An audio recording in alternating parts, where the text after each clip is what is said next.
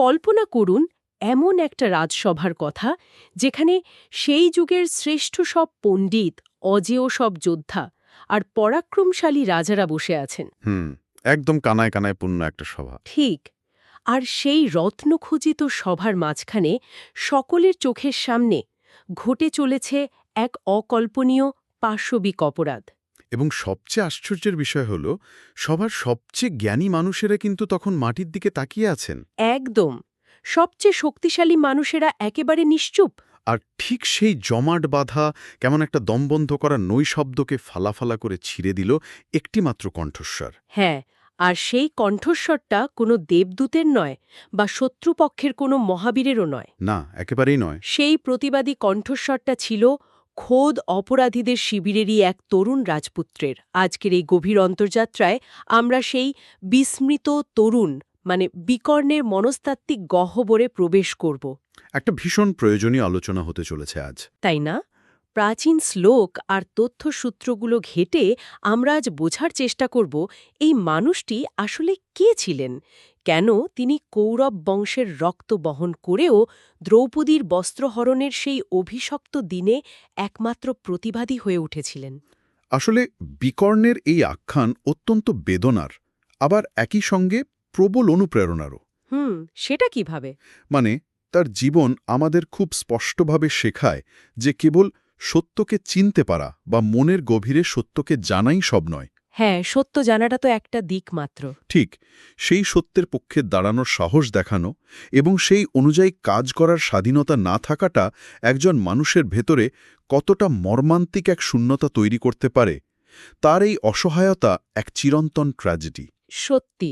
আচ্ছা, চলুন এই মনস্তাত্ত্বিক দ্বন্দ্বটাকে বোঝার জন্য আমরা একেবারে শুরুতে ফিরে যাই, মানে হস্তিনাপুরের সেই অন্ধকারাচ্ছন্ন রাজপ্রাসাদে। হ্যাঁ, কুরু রাজবংশের ইতিহাসটা যদি একটু দেখি আমরা। ভরত, শান্তনু, ভীষ্ম, বিচিত্রবীর্য, পাণ্ডু থেকে শুরু করে সেই অন্ধ রাজা ধৃতরাষ্ট্র পর্যন্ত এক সুদীর্ঘ আর জটিল রক্তরেখা। ঠিক, আর ধৃতরাষ্ট্র তার অন্ধত্বের কারণে সিংহাসনের উত্তরাধিকার থেকে বঞ্চিত হওয়ার কথা থাকলেও শেষ পর্যন্ত কিন্তু তিনিই রাজা হলেন। হ্যাঁ, আর তারপরই আসে রানী গান্ধারীর সেই অস্বাভাবিক গর্ভধারণের প্রসঙ্গটা। তথ্যসূত্রগুলো তো বলছে এই জন্মপ্রক্রিয়া একেবারেই স্বাভাবিক ছিল না, তাই না? একদমই তাই। দীর্ঘ অপেক্ষার পর গান্ধারীর গর্ভ থেকে জন্ম নিল একটা নিষ্প্রাণ মাংসপিণ্ড। বাপরে, ভাবলেই কেমন শিউরে উঠতে হয়। ঠিক তাই। এরপর মহর্ষি ব্যাসদেবের হস্তক্ষেপে সেই মাংসপিণ্ডকে ১০১টা টুকরো করে ঘিপূর্ণ পাত্রে রাখা হলো। আর সেই পাত্রগুলো থেকেই তো জন্ম নিল দুর্যোধন, দুঃশাসন সহ ১০০ ভাই আর একমাত্র বোন দুঃশলা। হ্যাঁ, আর এই ১০০ ভাইয়ের মধ্যেই তৃতীয় ছিলেন আমাদের আজকের আলোচনার কেন্দ্রে থাকা বিকর্ণ। আমি ঠিক এই জায়গাটাতেই একটু থামতে চাই। মানে, আমি বিষয়টা কিছুতেই মেলাতে পারছি না। কোন বিষয়টা? তারা আক্ষরিক অর্থেই একই মাংসপিণ্ড থেকে জন্ম নিয়েছে। তারা একই অন্ধকার, একই বংশগত উত্তরাধিকার বহন করে পৃথিবীতে এসেছে। তা তো বটেই। একই আলো বাতাস পেয়েছে। অসাধারণ একটা তুলনা। অথচ বড় হওয়ার পর দেখা গেল একটা হলো বিশ্ববৃক্ষ, মানে দুর্যোধন বা দুঃশাসন, অহংকার আর লালসার প্রতিমূর্তি হয়ে উঠল। হ্যাঁ, আর অন্য গাছটা, মানে বিকর্ণ হয়ে উঠলেন, সম্পূর্ণ আলাদা, ছায়াদায়ী। একই পরিবেশ, একই গুরুর শিক্ষা, ভীষ্ম, দ্রোণ, কৃপাচার্য, বিদুর, সবার কাছেই তো তারা শিক্ষা পেয়েছিলেন। ঠিক। যদি শেকড়টা পুরোপুরি এক হয়, তবে বিকর্ণের ভেতরে এই আলোর জন্ম হলো কিভাবে? এই রহস্যটা সত্যি অত্যন্ত গভীর, কারণ মানুষের আত্মা কেবল তার জন্মসূত্র বা পরিবেশ দিয়ে নির্ধারিত হয় না। তার নিজস্ব একটা সত্তাও থাকে। ঠিক। গান্ধারীর গর্ভ থেকে জন্ম নেওয়া সে মাংসপিণ্ডটিকে আমরা কুরুবংশের পুঞ্জীভূত অন্ধকার আর লালসার একটি রূপক হিসেবে দেখতে পারি। আচ্ছা। যখন সেখান থেকে কৌরবদের জন্ম হল, দুর্যোধন এবং দুঃশাসন সেই অন্ধকারটাকে নিজেদের চালিকা শক্তি হিসেবে গ্রহণ করল। তারা ক্ষমতার লোভ এবং ঈর্ষায় ডুবে গেল। কিন্তু বিকর্ণ? বিকর্ণ বেছে নিয়েছিলেন আত্মানুসন্ধানের পথ। তিনি গুরুদের কাছ থেকে কেবল অস্ত্রচালনা বা রাজনীতি শেখেননি, তিনি আত্মস্থ করেছিলেন ধর্মের প্রকৃত নির্যাসকে। কিন্তু এই ধর্মের প্রকৃত নির্যাস বলতে এখানে ঠিক কি বোঝানো হচ্ছে? মানে কোনো প্রথাগত উপাসনা তো নিশ্চয়ই নয়। না, একেবারেই নয়। এখানে ধর্ম মানে হল ন্যায় বিচার, করুণা আর সত্যের প্রতি এক দুর্লভ বোধ। হ্যাঁ, যেটা সেই সময়ে খুবই বিরল ছিল। একদম। বিকর্ণ বুঝতে পেরেছিলেন যে রাজপরিবারের সদস্য হওয়া মানে কেবল ক্ষমতা ভোগ করা নয়, বরং সেই ক্ষমতার সাথে জড়িয়ে থাকা নৈতিক দায়িত্বগুলোকে পালন করা। হুম। আর এই অন্তর্নিহিত বোধই তাকে বাকি ৯৯ জন ভাইয়ের থেকে সম্পূর্ণ আলাদা করে তুলেছিল। সত্যি ভাবা যায় না, কিন্তু কেবল মনের গভীরে সত্যকে লালন করাই তো শেষ কথা নয়। না, আসল পরীক্ষা তো তখনই আসে যখন সেই সত্যের মুখোমুখি দাঁড়াতে হয়। ঠিক। আর সেই বিবেকের আসল পরীক্ষাটা এসেছিল সেই ভয়ঙ্কর দ্যুতসভা বা পাশা খেলার দিনে। চলুন আমরা সেই দম বন্ধ করা রাজসভায় প্রবেশ করি। এক ভয়াবহ অধ্যায়ের শুরু। শকুনি আর দুর্যোধনের সুনিপুণ চক্রান্তের জালে আটকা পড়েছেন যুধিষ্ঠির। পাশা খেলায় তার অন্ধ আসক্তি তাকে ধ্বংসের দিকে টেনে নিয়ে যাচ্ছে। হ্যাঁ, আর একে একে সম্পদ, রাজ্য, নিজের ভাইদের, নিজেকে। এবং সবশেষে নিজের স্ত্রী দ্রৌপদীকে পর্যন্ত বাজি রেখে তিনি হেরে গেলেন। এবং এরপর যা ঘটল তা মানব ইতিহাসের অন্যতম অন্ধকার অধ্যায়। দ্রৌপদীকে, একজন কুলবধূকে, সেই রাজসভায় জোর করে টেনে আনা হল। চরম অমানবিক একটা দৃশ্য। কিন্তু সেই চরম অসহায়তার মুহূর্তেও দ্রৌপদী কিন্তু ভেঙে পড়েননি। না, তিনি এক ঐতিহাসিক আইনি আর নৈতিক প্রশ্ন ছুড়ে দিয়েছিলেন। ঠিক, যুধিষ্ঠির যদি আগেই নিজেকে হেরে গিয়ে থাকেন, একজন দাস হয়ে গিয়ে থাকেন, তবে কি একজন দাসের তার স্ত্রীকে বাজি রাখার আর কোনো অধিকার ছিল? আর ঠিক এই প্রশ্নে গোটা রাজসভা স্তব্ধ হয়ে গিয়েছিল। ভীষ্ম, দ্রোণ, কৃপাচার্য এবং স্বয়ং রাজা ধৃতরাষ্ট্রের মতো দিকপালেরা সেখানে মাটির দিকে তাকিয়ে বসেছিলেন। কেউ একটা কথাও বলতে পারেনি সেদিন। আমি সত্যি বুঝতে পারি না ভীষ্মের মতো মহাজ্ঞানী মানুষ কিভাবে চুপ থাকতে পারলেন। এটা আসলে একটা অদ্ভুত আইনি জটিলতা। আমার তো মনে হয় এটা যেন ওভারথিংকিং বা অতিরিক্ত চিন্তায় আচ্ছন্ন এক বৃদ্ধ মস্তিষ্ক বনাম একটি বিশুদ্ধ ও স্পষ্ট হৃদয়ের লড়াই, দারুণ বলেছেন। যেখানে ভীষ্মের মতো জ্ঞানীরা আইনের সূক্ষ্ম মারপ্যাচ খুঁজছিলেন, কে দাস আর কার অধিকার কতটা এই নিয়ে ভাবছিলেন, সেখানে বিকর্ণের হৃদয় কোনো আইনের বই খোঁজেনি। একদমই তাই। সে কেবল এক নগ্ন অবিচারকে দেখতে পেয়েছিল। হ্যাঁ। ভীষ্ম বা দ্রোণ আসলে সেই মুহূর্তে রাজধর্ম এবং আইনের গোলকধাঁধায় আটকে গিয়েছিলেন। কিন্তু সেই জমাটবাঁধা নৈশব্দের মাঝে দুঃশাসনের পাশবিক উল্লাসের সামনে দাঁড়িয়ে নিজ আসন থেকে উঠে দাঁড়াল বিকর্ণ। অবিশ্বাস্য সাহস। তিনি নিজের বড় ভাই এবং পরাক্রমশালী কৌরবদের চোখে চোখ রেখে গর্জে উঠলেন। তিনি স্পষ্ট ভাষায় বললেন যে দ্রৌপদীর প্রশ্নটির সম্পূর্ণ ন্যায্য। যুধিষ্ঠিরে কোনো অধিকার ছিল না তাকে বাজি রাখার। এই দৃশ্যটা কল্পনা করলেই গায়ে কাঁটা দিয়ে ওঠে। কিন্তু এই প্রতিবাদের পরিণতি কি হল? পরিণতি হল এক চরম মনস্তাত্ত্বিক আঘাত। বিকর্ণ জানতেন এই কথা বলার অর্থ হল নিজের পরিবারের বিরুদ্ধে, স্বয়ং রাজসত্তার বিরুদ্ধে বিদ্রোহ ঘোষণা করা। হ্যাঁ, আর সেটা কৌরব শিবিরে তো কেউ মেনে নেবে না। ঠিক, তার এই প্রতিবাদের পরপরই কর্ণ অত্যন্ত রূঢ়ভাবে বিকর্ণকে আক্রমণ করেন। কর্ণ? তিনি কি বলেছেন? কর্ণ সদর্পে ঘোষণা করেন যে যেহেতু দ্রৌপদীর ৫ জন স্বামী, তাই সমাজের চোখে তিনি কোনো সম্মানেরই যোগ্য নন। কি ভয়ঙ্কর একটা কথা! কর্ণের সেই তীব্র ক্রোধ আর অপমানের পর বিকর্ণকে সম্পূর্ণ চুপ করিয়ে দেওয়া হয়।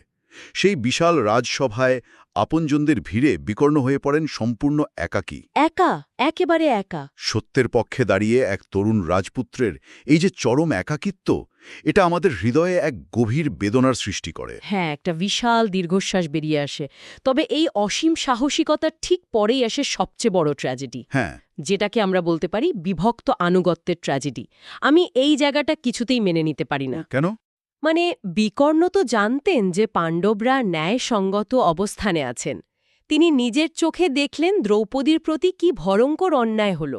হ্যাঁ, পুরোটাই তার চোখের সামনে ঘটেছিল। কিন্তু তা সত্ত্বেও তিনি দুর্যোধনের পক্ষ ত্যাগ করলেন না। তিনি কৌরবদের শিবির ছেড়ে পাণ্ডবদের শিবিরে গিয়ে যোগ দিলেন না, যেমনটা যুযুৎসু করেছিলেন। অনেকেই তো বলতে পারেন যে এই সিদ্ধান্তটা নেহাতি ভীরুতা। এটা কি কেবলই দুর্বলতা ছিল? না, এটাকে কোনোভাবেই ভীরুতা বা সাধারণ দুর্বলতা বলা যাবে না। তাই? হ্যাঁ, আমাদের প্রাচীন ভারতের মনস্তত্ত্ব এবং ধর্মের জটিলতাকে বুঝতে হবে। বিকর্ণ এখানে এক ভয়ঙ্কর দার্শনিক দ্বন্দ্বে আটকে গিয়েছিলেন। কি রকম দ্বন্দ্ব? প্রাচীন ভারতে কুলধর্ম বা পারিবারিক আনুগত্যের ধারণাটি ছিল অত্যন্ত গভীর। বড় ভাইয়ের প্রতি কর্তব্যবোধ এবং অবিচল আনুগত্যকে সর্বোচ্চ সম্মান বলে মনে করা হতো। দুর্যোধনের আধিপত্যবাদী স্বভাব থাকা সত্ত্বেও সে বিকর্ণের বড় ভাই। কিন্তু তাই বলে একটা অন্যায়ের সাথে আপোষ করতে হবে? এটা তো এমন এক জাহাজে বসে থাকার মতো অবস্থা, যার সোজা এক ভয়ঙ্কর সামুদ্রিক ঝড়ের দিকে ধেয়ে যাচ্ছে। ঠিক। আপনি সামনে লুকিয়ে থাকা পাথরগুলো দেখতে পাচ্ছেন, আপনি জাহাজের ক্যাপ্টেনকে চিৎকার করে সতর্ক করছেন, কিন্তু আপনি নিজে সমুদ্রে ঝাঁপ দিয়ে বাঁচতে পারবেন না। হ্যাঁ, কারণ সেই মদ্যপ ক্যাপ্টেন আর কেউ নয়, আপনার আপন ভাই। একদম নিখুঁত একটা রূপক। বিকর্ণ ঠিক এই অবস্থাতেই ছিলেন। ভাবা যায়? তার সামনে দুটি ধর্মের সংঘাত চলছিল, কুলধর্ম অর্থাৎ পরিবারের প্রতি কর্তব্য, বনাম সনাতন ধর্ম অর্থাৎ পরম সত্য ও নৈতিকতার প্রতি কর্তব্য। খুব কঠিন একটা পরিস্থিতি। বিকর্ণ বিশ্বাস করতেন পরিবারের ভেতরে থেকে অন্যায়ের প্রতিবাদ করা তার দায়িত্ব, যেটা তিনি দ্যুতসভায় করেছিলেন। হ্যাঁ, তিনি তো চুপ থাকেননি। কিন্তু বিপদের দিনে, যুদ্ধের ময়দানে পরিবারকে ত্যাগ করে শত্রুর শিবিরে যোগ দেওয়াটা তার কাছে চূড়ান্ত বিশ্বাসঘাতকতা বলে মনে হয়েছিল। বুঝতে পারছি। তিনি সেই রাজসভার বিবেক হয়ে উঠেছিলেন ঠিকই, কিন্তু দিন শেষে তিনি সেই নিষ্ক্রিয়তার ট্র্যাজেডিরও প্রতীক। তিনি জানতেন এই যাত্রার শেষ কোথায়, তবু তিনি সেই ধ্বংসোন্মুখ রথ থেকে নামতে পারেননি। আর এই মানসিক দ্বন্দ্বের অনিবার্য পরিণতি তো হতেই হতো। দ্যুতসভার সেই চাপা আগুন এবার দাবানল হয়ে ছড়িয়ে পড়ল কুরুক্ষেত্রের ময়দানে। এক ভয়ঙ্কর রক্তক্ষয়ী যুদ্ধ। হ্যাঁ, আর তথ্যসূত্রগুলো আমাদের জানায় বিকর্ণ কিন্তু কোনো দুর্বল বা সাধারণ যোদ্ধা ছিলেন না। একেবারেই না। ধনুর্বিদ্যা, অসিচালনা এবং গদাযুদ্ধে তার অভাবনীয় পারদর্শিতা ছিল। কৌরবদের হয়ে তিনি ভীষ্ম, দ্রোণ, কর্ণ এবং অশ্বত্থামার মতো কিংবদন্তি বীরদের সাথে কাঁধে কাঁধ মিলিয়ে যুদ্ধ করেছেন। তিনি একজন প্রকৃত ক্ষত্রিয়ের মতোই যুদ্ধ করেছেন, কিন্তু সেই রণভূমিতেই অপেক্ষা করছিল আরেক ভয়ঙ্কর নিয়তি। ভীমের সেই হাড় হিম করা প্রতিজ্ঞা, তাই তো? হ্যাঁ, দ্রৌপদীর অপমানের প্রতিশোধ নিতে ১০০ কৌরব ভাইকে নিজের হাতে হত্যা করবেন তিনি। বাপরে! এবং সেই প্রতিজ্ঞার আগুন থেকে বিকর্ণ রেহাই পাননি। যুদ্ধের এক পর্যায়ে ভীম আর বিকর্ণ মুখোমুখি হলেন। এই জায়গাটাতেই আমার মনে হয় নিয়তি কতটা নিষ্ঠুর, কতটা উপহাসকারী হতে পারে। সত্যি। যে মানুষটি সেদিন পুরো পৃথিবীর বিরুদ্ধে গিয়ে একা দ্রৌপদীর সম্মানের পক্ষে দাঁড়িয়েছিলেন, তাকে শেষ পর্যন্ত সেই দ্রৌপদীরই স্বামীর হাতে প্রাণ দিতে হল। এটা মেনে নেওয়া খুব কঠিন। ভীমের ভেতরে কি তখন কোনো দ্বন্দ্ব কাজ করেনি? কুরুক্ষেত্রে সেই মুহূর্তটির কথা ভাবলে আজও শিউরে উঠতে হয়। চারদিকে মৃত্যু, হাহাকার, রক্তের বন্যা। তারই মাঝে রথে মুখোমুখি দাঁড়িয়ে আছেন ভীম এবং বিকর্ণ। ভীমের অন্তরে তখন এক অদ্ভুত বেদনা আর প্রবল শ্রদ্ধার লড়াই চলছে, কারণ ভীম ভোলেননি, কেউই ভোলেননি সেই দ্রুত সভার দিনটির কথা। সেটা ভোলা তো সম্ভবও নয়। ভীম জানতেন এই সেই মানুষটি যিনি সেদিন তাদের স্ত্রীর সম্মান রক্ষার্থে নিজের জীবন বাজি রেখেছিলেন, কিন্তু একই সাথে ভীম তার খাদ্য, ধর্ম এবং প্রতিজ্ঞাতেও আবদ্ধ। আর বিকর্ণ, তিনি কি প্রাণভিক্ষা চেয়েছিলেন? একদমই না। বিকর্ণও জানতেন যে ভীমের হাতে তার মৃত্যু নিশ্চিত, তবু তিনি একজন বীরের মতো লড়াই থেকে পিছু হটেননি। অসাধারণ এক আত্মমর্যাদা। যুদ্ধক্ষেত্রে কোনো ব্যক্তিগত আবেগ বা কৃতজ্ঞতার স্থান নেই, সেখানে কেবলই কর্তব্যের পালন। প্রাচীন শ্লোকগুলো বলে, অশ্রু জল চোখে এক বুক হাহাকার নিয়ে ভীম সেদিন বিকর্ণকে হত্যা করেছিলেন। কি মর্মান্তিক! এই মৃত্যু কেবল একজন সাধারণ যোদ্ধ পতন ছিল না, এই মৃত্যু ছিল যেন কৌরব বংশের শেষ অবশিষ্ট বিবেকের মৃত্যু। বিকর্ণের রক্ত মাটিতে মেশার সাথে সাথে কৌরব পক্ষের শেষ নৈতিক আলোটুকুও চিরতরে নিভে গিয়েছিল। আজকের এই গভীর বিশ্লেষণ থেকে আমরা দেখলাম বিকর্ণ হয়তো ইতিহাসের সবচেয়ে পরাক্রমশালী বীর ছিলেন না, কিন্তু তিনি নিঃসন্দেহে ছিলেন সবচেয়ে বড় নৈতিক সাহসী। একদম ঠিক কথা। তারই জীবন আমাদের চোখে আঙুল দিয়ে দেখায় যে চারপাশের গাঢ় অন্ধকারের মধ্যে একা দাঁড়িয়ে সত্য কথাটা বলা কতটা কঠিন, আর অনেক সময় সেই সত্যের পথে চলাটা কতটা মর্মান্তিক পরিণতির দিকে নিয়ে যেতে পারে। বিকর্ণ আসলে সেই চিরন্তন আলো যা অন্ধকারে জ্বলে, কিন্তু চারপাশের বিশাল অন্ধকারকে পুরোপুরি দূর করতে পারে না। তিনি প্রমাণ করে গেছেন যে শেকড় যত বিষাক্তই হোক না কেন, মানুষের অন্তর চাইলে সেখান থেকেও সত্যের ফুল ফোটাতে পারে। কিন্তু হায়, সেই ফুলের আয়ু বড্ড কম হয়। ঠিক। আর এখানেই আমাদের এই অন্তর্যাত্রা শেষে একটা গভীর প্রশ্ন জাগছে, যা হয়তো আমাদের অনেক দিন তাড়া করে বেড়াবে। কি প্রশ্ন? আমরা তো জানি ইতিহাস চিরকাল কেবল বিজয়ীদেরই মনে রাখে, তাদেরই বন্দনা করে, কিন্তু বিকর্ণের মতো একজন ভালো মানুষের নিজের বিবেকের কাছে পরিষ্কার থেকেও ভুল পক্ষে থাকার এই যে নিদারুণ ট্র্যাজেডি, হ্যাঁ, তা কি আগামী প্রজন্মের জন্য হাজারটা রক্তক্ষয়ী যুদ্ধের চেয়েও অনেক বেশি শক্তিশালী এক সতর্কবার্তা হয়ে থেকে যায় না, যেখানে আলো আর অন্ধকারের মাঝে কোনো স্পষ্ট রেখা থাকে না, থাকে কেবল এক অনন্ত অস্বস্তিকর ধোঁয়াশা?